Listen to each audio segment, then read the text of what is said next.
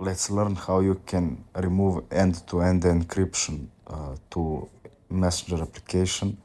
I will show you this tutorial on iPhone, but you can follow up with any other device you want.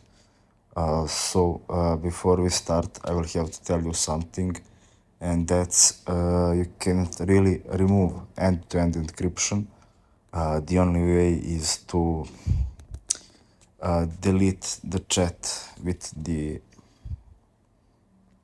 person you have chatted or had conversation with and start entire chat again, because there is no really an option, as you can see here, to remove the end-to-end encryption or to turn it off. But what you can do is to go to settings, so on gear icon, and click on privacy and safety and click on end-to-end encrypted chat and turn everything off. So message stories, you can turn it off or reset pin and go to previews, also turn off.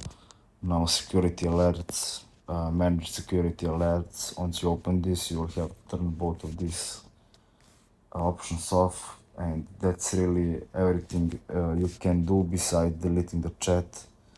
And most of you probably doesn't want to delete this chat, so yeah, there is no really an option to disable or turn off end-to-end encryption. So thanks for watching and see you.